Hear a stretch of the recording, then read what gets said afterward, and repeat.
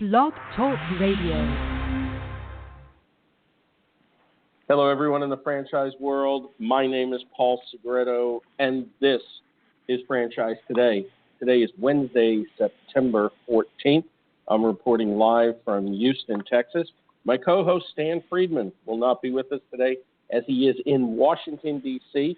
at the IFA event, and I imagine at this point he is probably trekking up to Capitol Hill to speak with some of the congressmen. It's a great event. All of you that are out there in Washington, D.C., be safe, travel home safe. I look forward to hearing more about this year's event. You know, speaking about the IFA, we had a press release come out 2 days ago. I'd like to touch on some of it.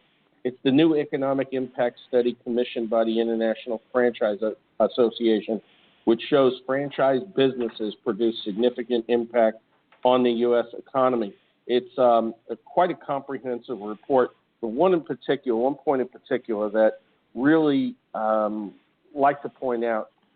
Robert Crisanti, the IFA president and CEO, former guest of Franchise Today, said the study illustrates that the franchise businesses are a critical component of the U.S. economy, fostering entrepreneurship by empowering local, independent, and diverse small business owners who are creating jobs in many sectors.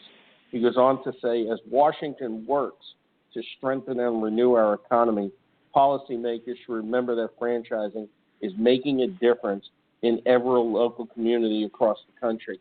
And I want to remind everybody of that might be listening. You know, a lot of people that are out there really don't understand the impact of franchising. I know we have Small Business Saturday coming up 2 days after Thanksgiving. It's been a passion of mine to make sure franchising gets recognized during that event. Many of our listeners know the efforts that I've had with American Express and bringing franchising front and center. We need to keep the course with that. So as you see information come through in social media, please piggyback that.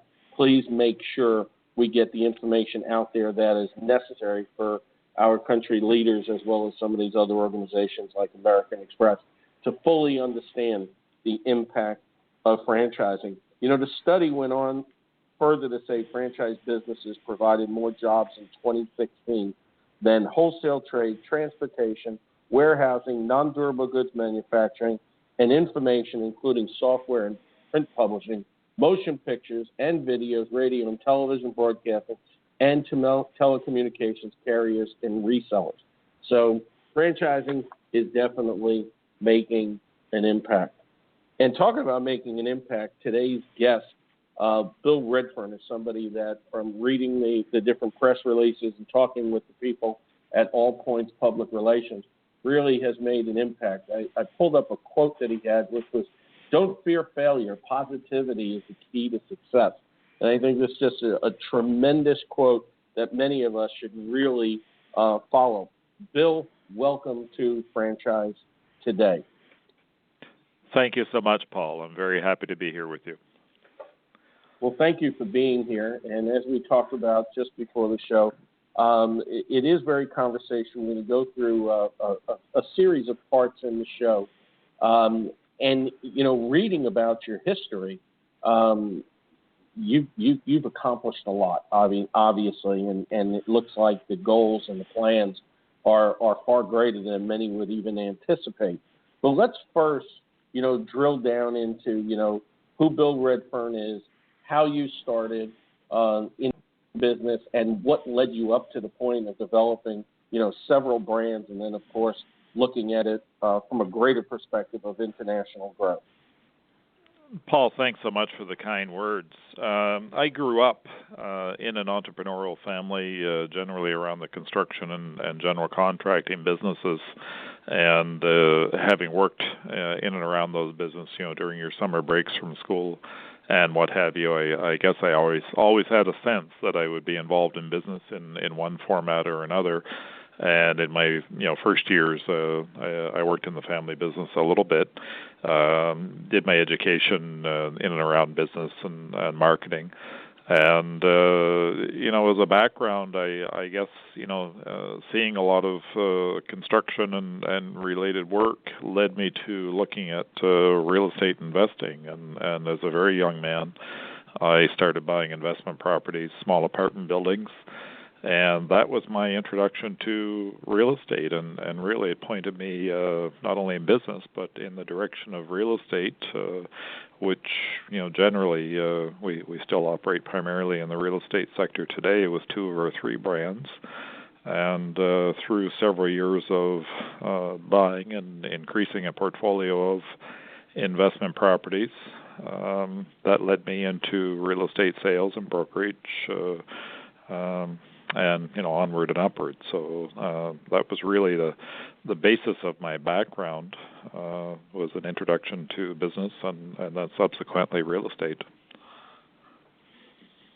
So some years back, mid-2000s, you decided to launch a brand, Buyer's Choice Home Inspections.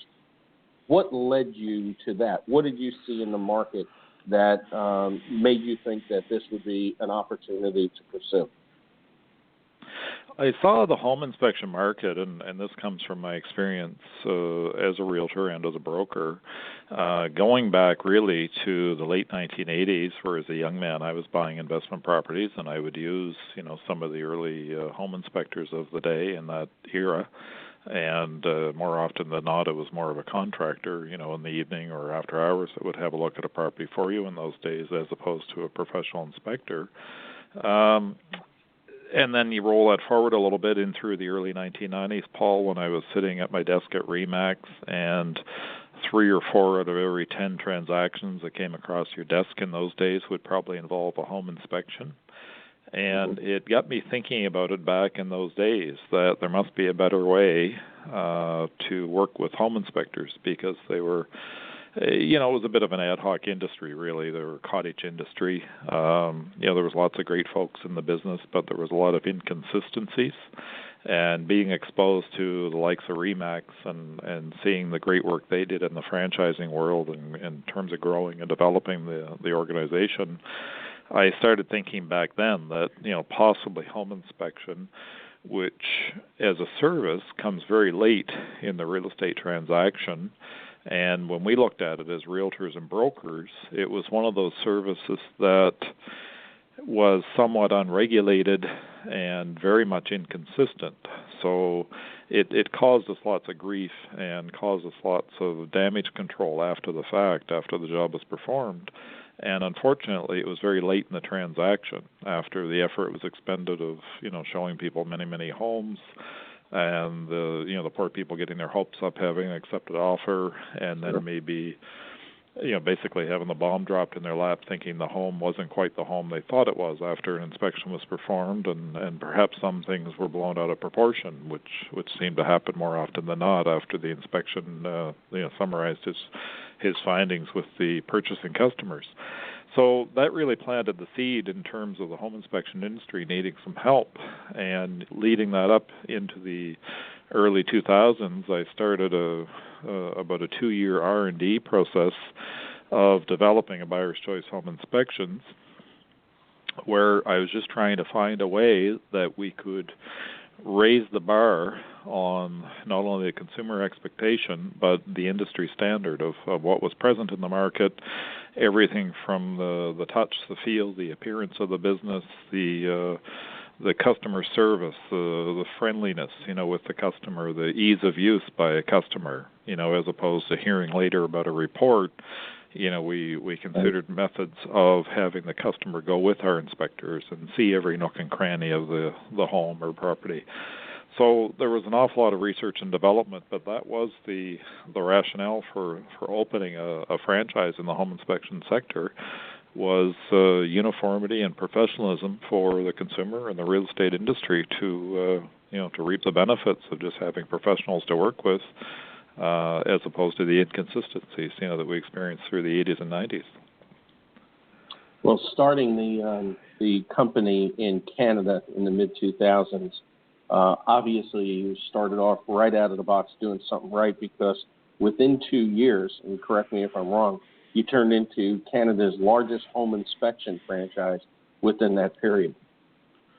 You are correct. In fact, it was just a day under 2 years. I'll never forget the day. We were already well into relocating, the company into the U.S. market already, and I think I was sitting in our rented space in Florida, and I believe it was when President Obama was first elected, the day that we found out we were now the largest in the Canadian market, just Wow. a day shy of 2 years into the franchising business, and that was, superseding other competitors that have been in the business 20 odd years. So we were pretty proud of that, and still are. I would imagine so. And since then, you have nearly 200 franchises operating in 19 countries around the world. So, that's obviously a tremendous achievement. But how does the services that you provide, transcend across all these different borders? I mean, we think about, cultures and economic environments and everything that goes on in different countries as being somewhat different, but yet in respect to home inspection, the common denominator is your company. How did you find that transcending across all these borders? Well, it was an interesting challenge, and it was one that I enjoyed. Having opened up into the U.S. and started our initial expansion into the United States, the economy was falling off a cliff. The real estate sector was in bad shape, and we looked internationally as a means to start to continue the, basically what was going to be phase 3 of our growth, because the U.S. being phase 2 of our growth was going to be stalled for a period of years. We didn't know how long it would be stalled at that point in time, but we had to think 2 or 3 years. And the objective was to grow the company, right from the get-go in that R&D phase of developing the company. We wanted to be a franchise. It was designed as a franchise from the beginning, and we certainly wanted a big footprint in North America. We had designs on international, but thought that would come after the United States was developed to a certain level. And with the U.S. really stalling economically at that point in time in 2009, we had to start looking internationally. And when you look at any country, as you just identified, you have so many idiosyncrasies that make it a really interesting challenge. And I think the only way that we could overcome that, Paul, was just by me traveling, into each different market, doing a fair amount of research, doing a lot of discussions and meetings with consumers, with realtors, title companies, real estate attorneys, whatever the case may be in a given location, and just peeling back the layers of research to see where we fit in and if there was an interest in the service and to try to explore some opportunities to open our services. It was interesting that we found out sometime later that none of the other home inspection companies or franchises in the industry had gone out internationally. So we were kind of exploring new territory as the service did not actually exist in many countries. So interesting challenge, but it was something we took on with great enthusiasm. And we even found some of the name changes that were required. In some of the ex-communist countries, for instance, we had to change a Buyer's Choice Home Inspections to a Buyer's Choice Home Experts, because the word inspections, for instance, had a negative connotation, reminding people of the word inspectors. Thinking of some bad guy hiding around the corner in a trench coat, keeping an eye on them or something. Yeah, I could imagine that, and I hadn't even thought about, some of those type of countries. But when I looked at, the number 19, I knew it had to be some, countries that people might not be as mainstream as, the U.S. and Canada. Is there any particular story or event that occurred while you were, expanding into 19 countries that you can share that, maybe it was exciting or maybe just so unique that you were able to get around? Oh, boy. That's a long list. It's interesting. A lot of the world is the buildings, the residential buildings are masonry construction. And when you look at some of the European cities where you have a 300-year-old house, that's, the lower section of the exterior walls might be 2 foot, 3 foot thickness. And you're pitching to the real estate community and the consumers the benefit of doing an inspection, And I remember the first looks on their faces, there was no buy-in whatsoever, and I'm presenting this opportunity and the fantastic features of the service and how in North America it's almost standard that every transaction involve an inspection, and they're looking at me and they're saying, this house has been here 300 years. Why would I need someone to look at it? Yeah, and I'm in front of a room of 75 people, and I had to think for a minute. Well, you have a point, but let's have a look at it and see if we can't, find out some rationale. So we had a lot of fun with some of those early services that we did, just for examples, and those 300-year-old homes, certainly prove the point that they needed to be looked at as much as a 3-day-year-old home. And we peeled back the layers of all the dozens of renovations that have been done over the years, and the mismatched wiring and the leakage and on and on and on. So it wasn't hard to prove the need for the service, so we had a lot of fun with that. Some of the other challenges came in and around translation, as I had just shared with you about a name change requirement. And when you're looking at translating training materials, software, on and on and on, there's certainly some interesting challenges. Otherwise, just logistics, when you're dealing with, the various economic factors, currencies, the economic ability of the consumers in a given market. There's some markets that we've gone into, Latin America, for instance, where you might have 16 to 18% of the population that could even afford to use your service that are in the real estate sector. So, it's an interesting challenge to do anything internationally. Yeah, I imagine it is. And having a little bit of a construction experience early on in my career, I started thinking about, all those, older homes, like you said, these 300 homes in Europe. And I'm saying, where would you start? What is the standard you're inspecting against? There's so many differences to, those homes as opposed to, a lot of the homes in America that are, very similar in structure. So I imagine it was very challenging. And then, of course, the translation. Yeah, I could definitely see that. And I imagine, too, it probably runs up, you probably ran up against in some areas where people said, well, just give us your blessing and here's a couple of dollars and look the other way, because we know that goes on in a lot of countries today. So it was probably a very interesting turn of events. And certainly, I admire the fact that, you looked from Canada to the U.S. and realized that, the growth wasn't going to be in the U.S. for those next few years and immediately turned to the international market. I think that's just an absolute, tremendous vision to have and to follow through on that. But I know that you're at the helm for a reason. But in the midst of all that, you get a few years down the road, the economy kind of settles down a little bit, and then you launch a couple of additional brands. Tell us some of the philosophy and thought behind that. Yes, absolutely. That was something that we had in the back of our minds for some time, and particularly with iCare, Intelligent Home Care Services. It's such a predominant need in the marketplace, and many families experience it firsthand, where one of the sisters or brothers, one of the family spouse has to sacrifice an awful lot in order to have their folks move in with them, who may be getting elderly, may want to stay in their own home, or may not be able to, or what have you. And we experienced it myself as a family with my grandmother, and I know many people have. And then I experienced it firsthand here locally, having fallen off my triathlon bicycle doing a training ride one morning, and broke a few bones, some ribs and a clavicle. And to be able to find someone, when you go home from the hospital and you realize you need some help for a couple of weeks, you're not getting around very well, and you're not mobile.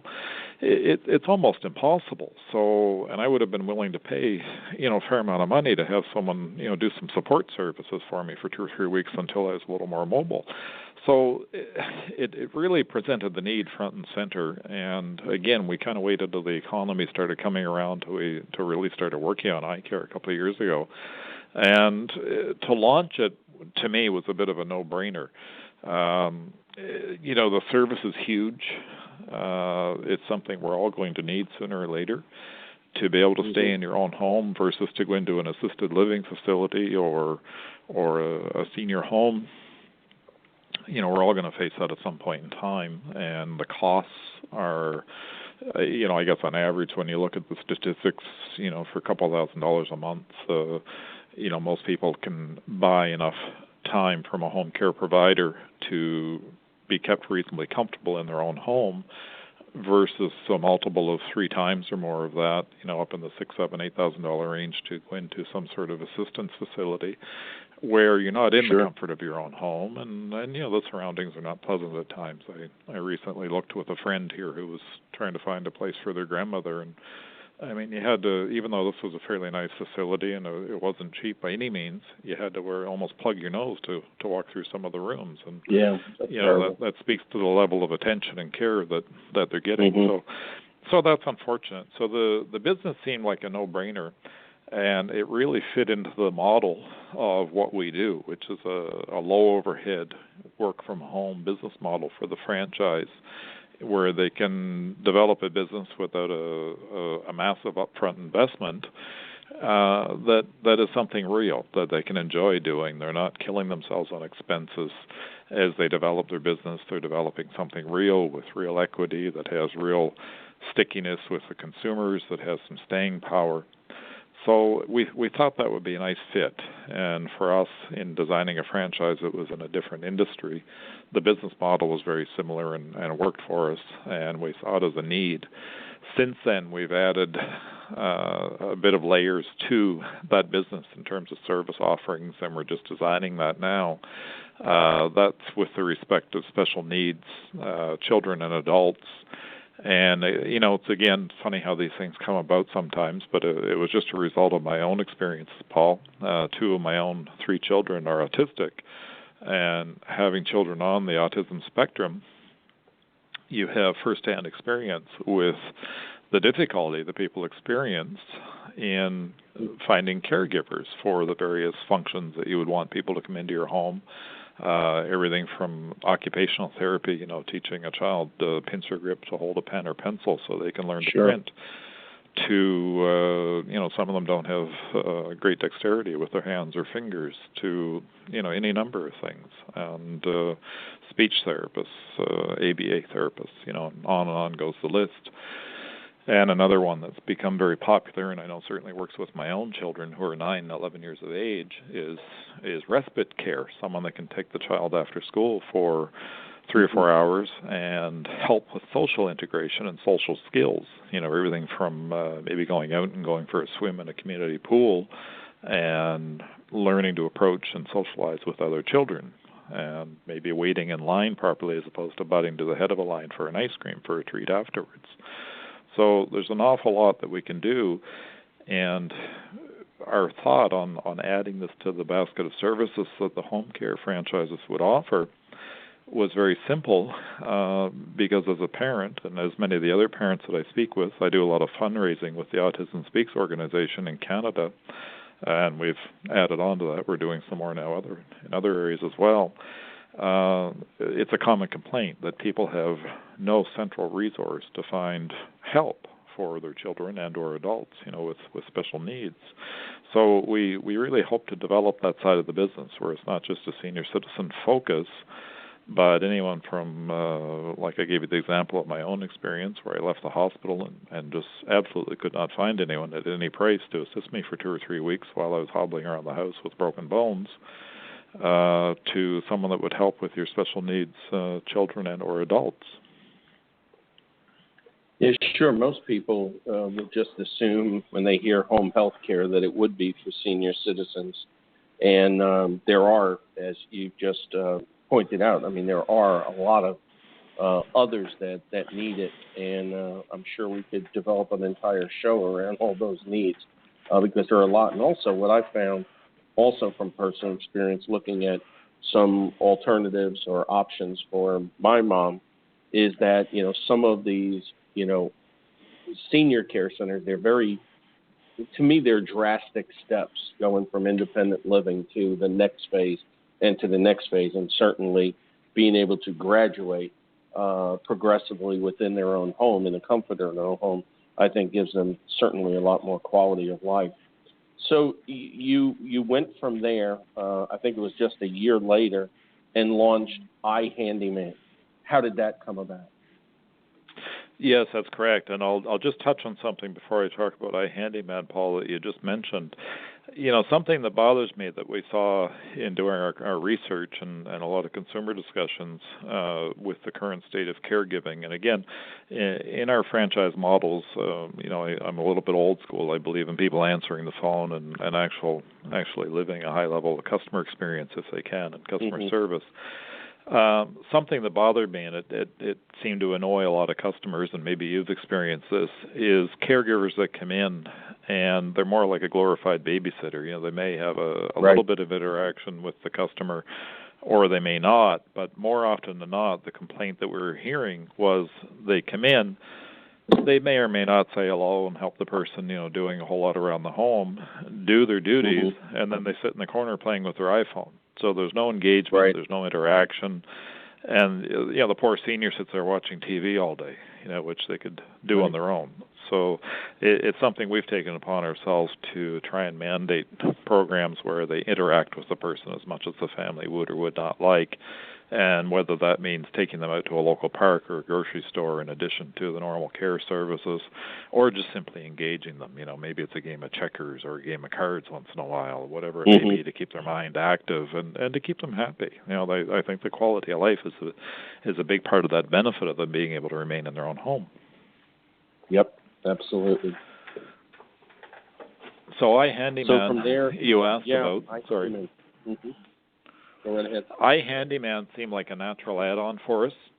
If you look at the Canadian market alone, where we do tens of thousands of home inspections annually, almost every one of those home inspections describes various issues in a home of a moderate or mild nature, some of them more severe, like an electrical issue that would need to be fixed immediately. It could be a life safety issue. And the challenge people find, and I'm sure you found it, and I know I do here locally, is for small repairs or small service calls, small items, whether it's plumbing, electrical, or what have you, maybe you have a broken ceramic tile in your entryway, to get someone in to do a small job is very, very difficult. And that seems to be consistent on every market we looked at, really across North America, and I think we even hear it around the world. So we got thinking about it, and rather than just designing another Johnny-come-lately handyman service, which I didn't see a lot of value in, I wanted to have something new and unique. There's a lot of those guys out there, but we could offer something to that market in terms of, like we did with home inspection, in terms of professionalism, branding, give them a lot of marketing horsepower, et cetera, et cetera, et cetera. But I thought we could do more than that. So without sharing all of our secrets, we've designed a handyman service where people can subscribe to an annual service agreement with our handyman franchises, whereas they can pay monthly or annually, what have you, and have a typical basket of services completed on a regular basis, and they can choose whether that's quarterly or semi-annually or what have you.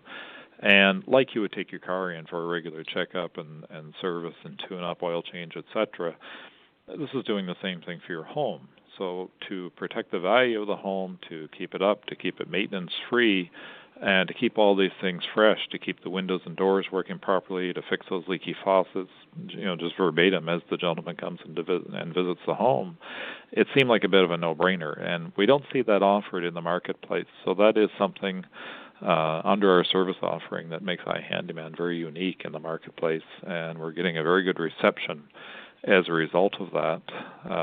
So we see great things for iHandyMan. Having just launched it less than a year ago, we've already put out several master franchises, which would be selling and servicing the unit franchises throughout central and western Canada, as well as Florida, and we've already done 4 countries in North Africa. So we see big things happening with iHandyMan.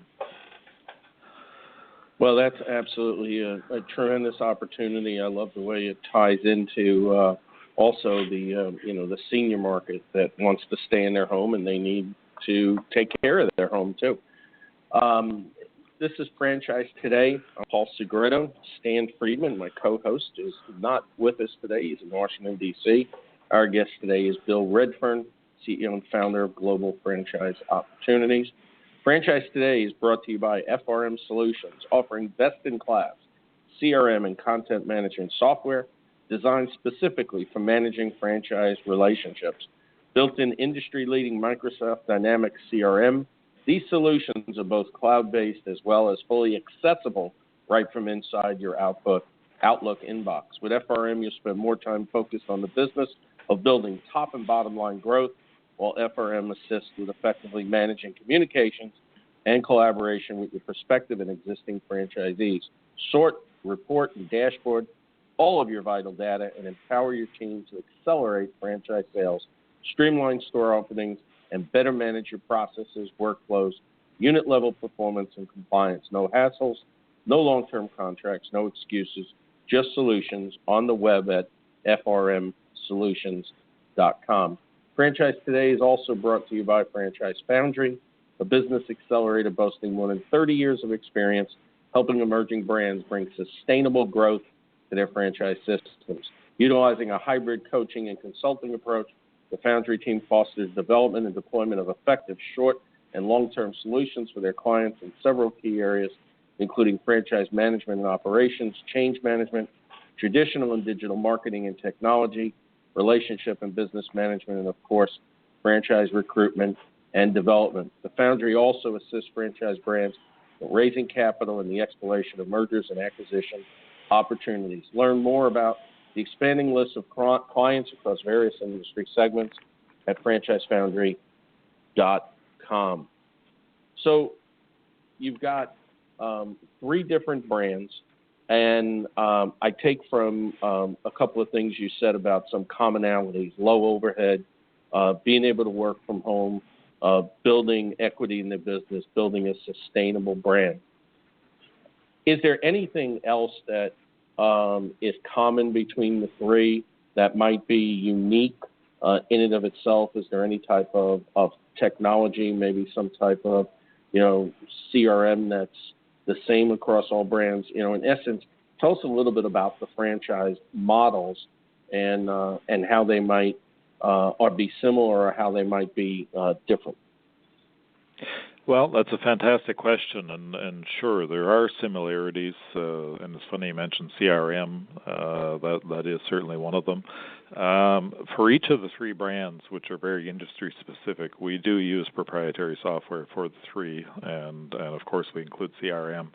What we found, Paul, was, and I'll use the buyer's choice as an example, in the home inspection industry, of course, you have an awful lot of people that are, 1 or 2 person businesses, and they may or may not retain great customer lists and this sort of thing. And I've always had a belief, if we're going to bring someone in and they put the good faith forward and spend the money on buying a franchise, that we have a duty of care to help them to develop a great business, and certainly do our best to guide them in that path.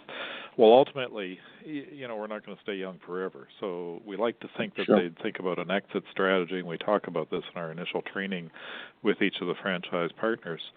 I'd like to think that whatever their window is it 5 years, 10 years, 12 years, or 20 years, or what have you, that if we keep good software packages in good place in place in each model and manage those customer lists, we nurture those customer lists so the business goes from that infancy stage, from when they're buying their franchise and they're bushy-tailed and bright-eyed. A lot of them are first-time entrepreneurs going into business for their own, maybe having left punching a time clock somewhere, or been sidelined or laid off or what have you.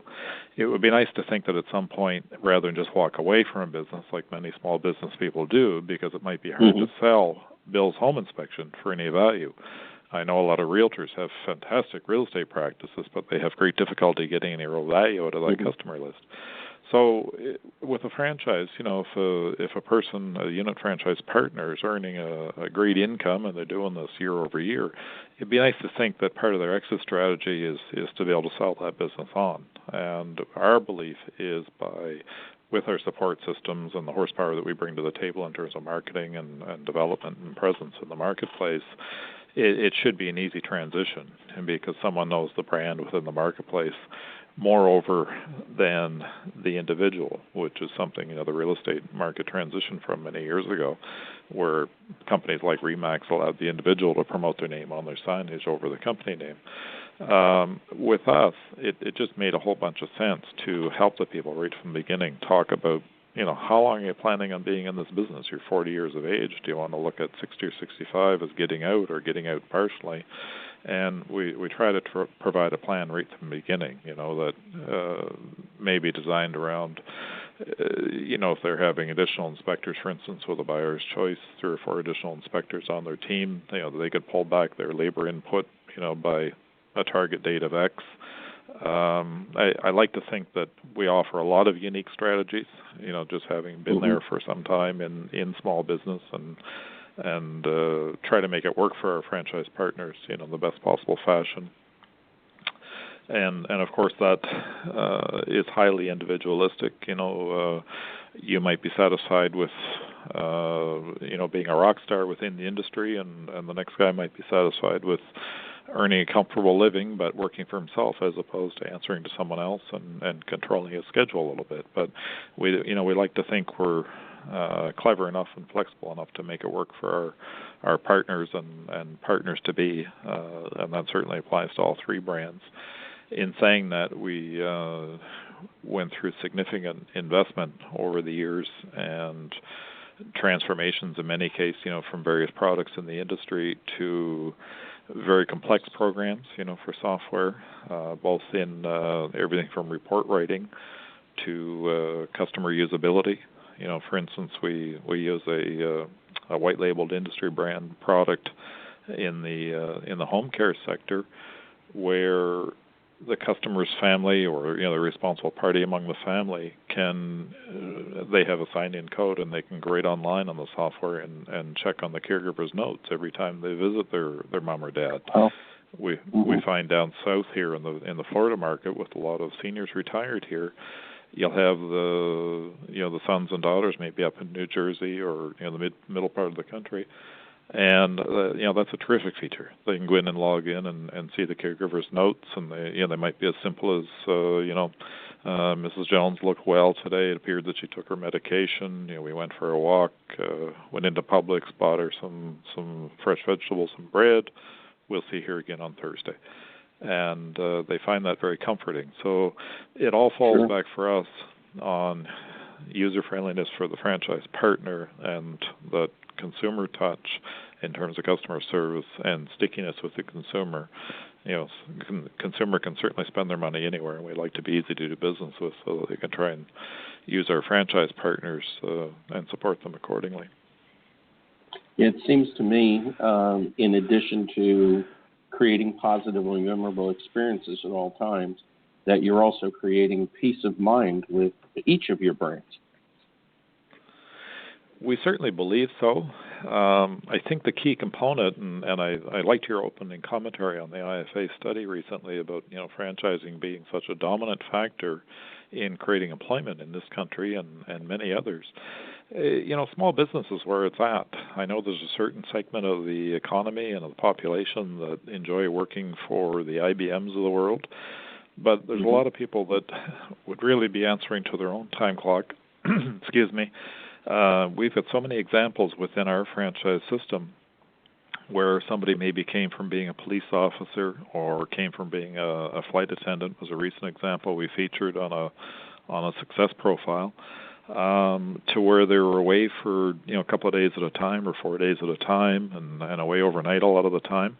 Whereas now they're able to coordinate their own schedule where they can pick up their kids after school at 3 o'clock or 3:30 when they're finishing school and spend the evening with them or block out a weekend or what have you. So it's really quite interesting. We're very fortunate in many ways, but small business is a fantastic opportunity, and so much of the economy even though we all buy the Apple products and what have you, an awful lot of the economy is dictated by small business. And even when I drive through Starbucks drive-through in the morning, that's still a small business that some guy put his money out, went through the training, and operates that franchise in many cases. And, it's a significant part of this economy, and we're very fortunate to be part of it, in my opinion. Yeah, and I think it's going to obviously continue to grow. As they say, we're in an entrepreneurial economy. And I read something not too long ago that said by 2020, which is not all that far in the future, that almost 40% of the people, working people, will be basically in an entrepreneurial capacity, either as a franchisee, a solopreneur, maybe a sole practitioner, selling some type of professional services, MLM, or whatever. That's a huge number. And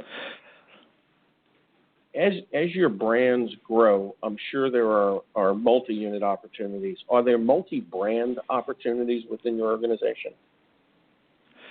I believe there are. There are multi-unit opportunities. We've learned over the years to temper the enthusiasm somewhat. For iCare, for instance, we cap it at a maximum of 3 units for the first 3 years till they've established themselves. Sometimes people get very enthusiastic and take on or asked to take on a little more territory than maybe can develop as soon as you would like. But that just goes to the learning experiences over the years. There's certainly multi-brand opportunities. We've got a couple of instances where just recently where somebody would buy a master franchise for a buyer's choice, home inspections, and pair it up with iHandyMan services immediately with the intention of developing both brand, the franchise partners into a geographical area simultaneously. And the reason is they just simply complement one another so well. The majority of home inspections identify the need for some maintenance and or repairs. And it just appears to be very popular. We've had a lot of, friends in the real estate agent and brokerages will comment that they like the idea of the service so much that as a closing gift, rather than giving a fruit basket or something, they'll give a 2 or 3 hour visit by the handyman service, to help with hanging the pictures and doing some of the repairs that are always needed. So we see it as filling a void in the market, in my opinion. There's a need for these folks that are out there on an hourly rate, whether it's building some IKEA furniture or doing some repairs, or doing the recurring services that I talked about that we've designed into this package to create a recurring revenue stream for our franchise partner. There's a need in the marketplace for a good, professional, reliable handyman service, and of course, in our opinion, at a price point for the want-to-be entrepreneur that works. It's like any business. You can spend $1 million to go buy yourself into a restaurant operation or something, but with iHandyMan, for instance, excuse me, we've typically not offered financing with any of our franchise brands. And in the U.S. market, for instance, we've just started advertising here in the past 10 days or 2 weeks that for iHandyMan, we're actually taking a $5,000 deposit and financing the balance. So for $5,000, somebody can start the wheels turning on their own business, and within 2 to 3 months on average, be open for business and generating revenue.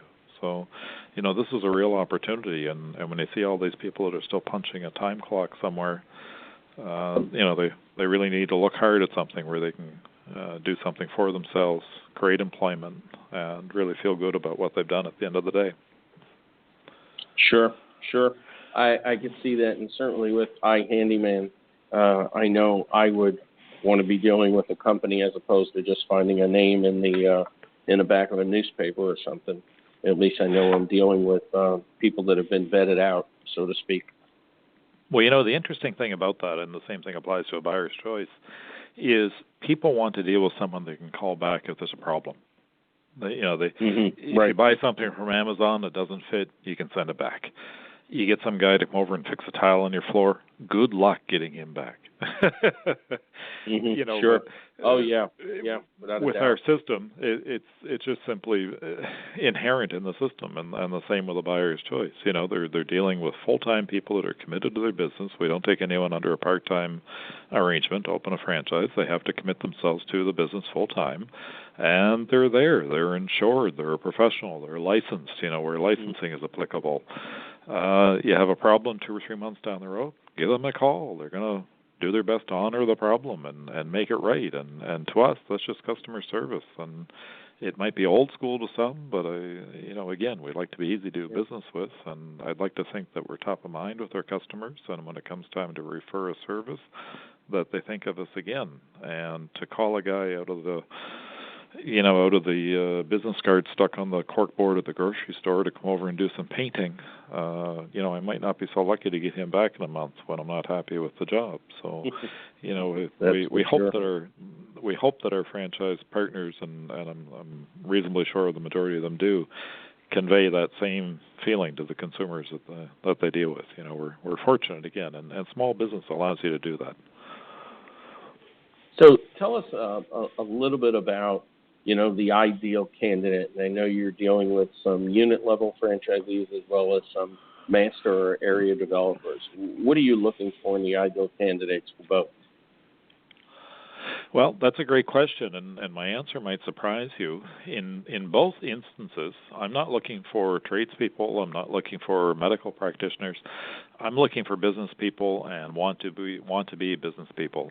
So my ideal candidate, and this applies internationally as well as in North America, for a unit franchise partner, I would rather have a young lady or a young man that works at the front desk of a hotel who can understand customer service and make problems right. So you walk up, you check into your room, you're not happy. The room hasn't been cleaned. It's not the size room that you had booked. Whatever the case is, they make you happy enough that you give them a good rating when you leave. Give them a 4 or 5 star rating. Okay? That's the kind of person I want as a franchise prospect, and that's going to make a fantastic franchise partner. We've always had the belief that we can train the technical. What we can't train is personality and desire and motivation. That really is an individualistic thing where they have to, you know, believe they want something or to, you know, desire a need for a better life or control their schedule, whatever it is. So the perfect prospect for us is not the guy who's out there swinging a hammer now. In some cases, yes, and I'm not talking down about, you know, that segment of the economy. They're great folks. But the perfect prospect for us is the want-to-be business person. And our average demographic, for instance, that comes into buyer's choice is 35 to 55. 66% of them are men. We're getting a larger segment every year of women coming into that business. iHandyMan, we'll expect to see similar statistics.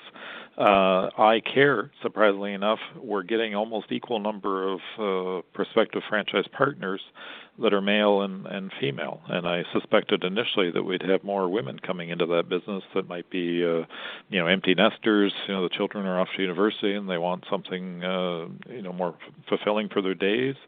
But that's proven me wrong so far. So the ideal prospect for us is really someone looking for self-employment, looking for an opportunity to create something a little better, and they're the ones that we love to work with. Master franchises, sorry. No, go right ahead. That's what I was going to ask about. Yeah, master franchises, or some call regional developers. We don't call them regional developers because in our brands they actually buy the license. They're buying the territory rights. Whether it's international or domestic, that's your generally more experienced business person who's been around, had a business or two, worked at a mid to higher level executive role. They understand the concept of building out a business. They understand the concept of sales and what it would take, the market development, the market penetration. They understand market share, how they can influence market share for the franchise partners from a higher level. And again, we're looking for a more seasoned business person in that role. Internationally, we have found some fantastic partners. You know, our new partners in India come to mind. Just fantastic people. We, my wife and I visited early April to attend a grand opening in Calcutta, India, and excuse me, extremely professional, well organized. They had 36 or 37 members of the press. The U.S. Embassy representative was there. It was just a terrific event, and already, and again, a new service into a new marketplace with a scads of population, already being very, very well received. And just very good quality people. We're so impressed, Paul. They toured us around. Two of the group of partners that are involved in the business there, and one was close to my own heart with the autism, because of having a autistic child themselves and not able to find any support services. They actually bought a 4-story building that they turned into a school that they don't charge these kids or their families. They use it as a drop-in center. Children right up through adults can come in and spend the day, part of the day, the evening, what have you, and they'll work with them, everything from ABA therapies to teaching vocational skills. They presented my wife with a beautiful necklace that one of the young girls made, and she was just as proud as a peacock, to give this to her and show her what she made for her. One of the other partners, and I just couldn't believe this either, they have for 20-odd years now, and again, we visited a school that they fund and support, provide the building, the land, for 200 school children daily, grades 1 through 6. And these are not homeless kids or orphans or anything, but they wouldn't have the funding to from the family to provide clothing and books and the various things they need to go to school otherwise. And excuse me, English is the working language of the country in India. So most of these kids were, already speaking English very well and were very receptive. And of course, we had a ball visiting them. We visited every classroom and said hello and, had great chats. And within minutes, even the ones that weren't speaking English had big smiles on their faces and were high-fiving me. And I was asking them what they had for future plans, and one little guy stands up, he's in grade 6, and he holds up a book, and he shows a couple of the soccer stars on it, and he says, I'm going to be a soccer player. And, these are kids that are dirt poor, but, they had a dream, and we were very touched by that. But that wouldn't happen without the generosity of our partners there. So we've been fortunate. We've got some very, very smart people that have joined our business, and that's the kind of people we're looking for. That is a fantastic story. Thanks for sharing.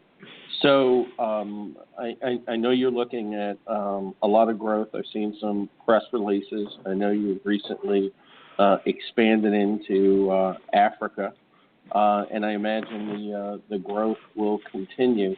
How do individuals learn more about your opportunities and where they might find information, and also if you're going to be in any upcoming franchise events or expos? Tell us about them at this point. Easiest way to track us down is our Global Franchise Opportunities website. The address is gfoonline.biz, gfoonline.biz. Look us up. Give me a call at the office here anytime. I'm more than happy to talk to anyone who's interested in the business. Excuse me. We just did a very successful franchise show in the Toronto, Canada market this past weekend. We're doing another one in the coming months in Ottawa, Canada, in Ontario. We don't do a whole lot of franchise shows in the U.S. We find most of our work is online as of late in marketing, but we're more than happy to have any of our prospective franchise partners come and have a visit and spend a discovery day with us here in Fort Lauderdale, Florida. And in terms of growth, yes, absolutely. Over the next 5 years, you're going to see us exceed 500 franchises in the U.S., if not even a few more. We see topping 50 countries is our goal, written in big letters here on my office wall, again on that 5-year timeline. On the current trajectory that we're on, that may happen a little sooner, but being realistic and the way the economies fluctuate internationally, I think that's a very realistic target. Well, I think it is. My best wishes for your continued success. I'm sure it'll be greater than we could even imagine. And I do thank you for being my guest today on Franchise Today, and certainly apologize for Stan not being able to be on the show. I know he wanted to talk with you as well, but we're all running in a bunch of different directions. But again, thank you very much for taking the time to be with us today. Thank you very much, Paul, for having us, and thank you to your listeners. I hope they get some value out of the podcast. I'm sure they will. There's so many of our listeners that are emerging brands that use the information from Franchise Today and so graciously provided by individuals such as yourself. They use it to learn more and more about franchising and about building a sustainable brand. It's kind of what keeps me going now, 7.5 years with the show, because so many come to me and say, I listened to your show 3 years ago, 2 years ago. I listened to these segments. We use them for internal training. I mean, to me, it's my way of giving back to the franchising community that's been so good to me over the years. So I really appreciate it. Thank you very much, Bill. Thank you, Paul. Well, that's another wrap-up for Franchise Today. Great show today. We've got guest booked through the end of the year. Really special thanks to the great folks at All Points PR, Fishman Public Relations, Bizcom Public Relations. We really value our relationship with each of those organizations, providing us some great guests and content for the show that continues to make Franchise Today one of the top podcasts in all of franchising. Until next week, my name is Paul Segreto, wishing you the best, the very best in this great, great thing we call franchising, and Franchise Today is out.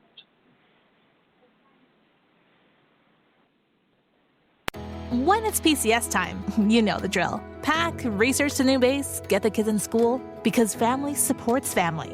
At American Public University, we support military families with flexible, affordable online education that moves with you. As a military spouse, your tuition rate is the same as your partner's, just $250 per credit hour. American Public University, education that moves with you. Learn more at apu.apus.edu/military.